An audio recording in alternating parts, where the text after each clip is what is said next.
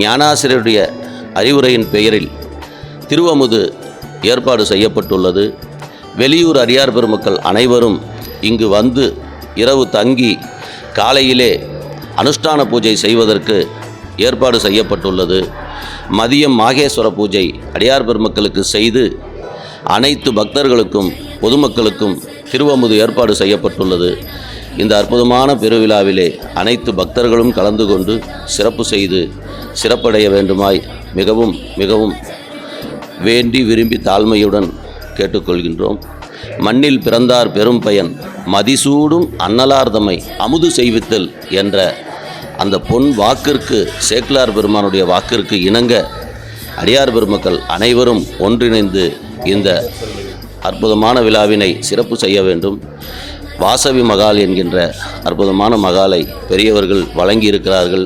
அவர்களுக்கும் எங்களுடைய நன்றியை தெரிவித்துக்கொண்டு இந்த விழாவை மென்மேலும் சிறப்படைய பல பெரியவர்களும் ஆன்றோர்களும் நமக்கு ஒத்துழைப்பை நல்கி எங்களுக்கு ஊக்கமும் ஆக்கமும் செய்வதற்கு பெரிய உதவி புரிந்திருக்கிறார்கள்.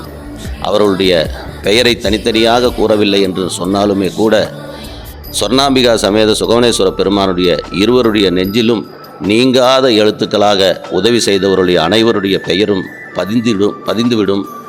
உதவி செய்த இந்த அன்னதான பெருவிழாவிற்கு அமுது வழங்குவதற்கு ஏற்பாடு செய்திருக்கக்கூடிய அத்தனை அன்பர்களுடைய குடும்பமும் 7 தலைமுறையும் வாழ்வாங்கு வாழ வேண்டும். இன்னும் செழித்து ஓங்கி அடுத்த வருடம் இதைவிட இன்னும் சிறப்பான முறையிலே செய்வதற்கு பெரியவர்களுடைய ஆக்கமும் ஊக்கமும் ஆலோசனைகளும் தேவை.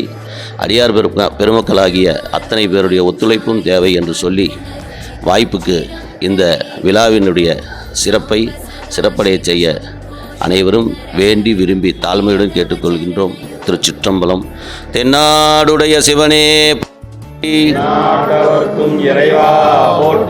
அருள் தரும் சொர்ணாம்பிகா சமேத சுகவனப் பெருமானுடைய பொன்னார் மலரடிகள் போற்றி போற்றி. திருச்சிற்றம்பலம். இன்னும் ஒரு சிறப்பு என்னவென்று சொன்னால், தமிழகத்திலே எல்லா ஆலயங்களிலும் தேர் நகரக்கூடிய தேர் விழா நடக்கிறது. ஆனால் முதல் நாள் சைவமாகிய சிவபெருமானுடைய தேரும், அடுத்த நாள் வைணவமாகிய கோட்டை அழகிரிநாத பெருமாள் தேரும் இரண்டும் வரிசையாக செல்வது நமது சேலத்திலே தனிச்சிறப்படைந்தது.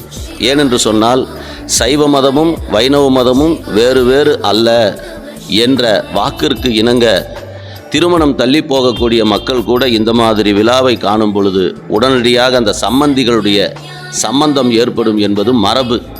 அதனுடைய காரணத்தினால் முதல் நாள் சிவபெருமானுடைய தேரும், இரண்டாவது நாள் பெருமாளுடைய தேரும் செல்ல இருக்கின்ற அற்புத நிகழ்வை, ஒவ்வொரு நிகழ்வையும் முதலிலிருந்து கடைசி வரை செய்து கொண்டிருக்கக்கூடிய அசோகா டிவி அவர்களுடைய அற்புதமான ஒளிபரப்பு நேரடியாக நடக்க இருக்கிறது.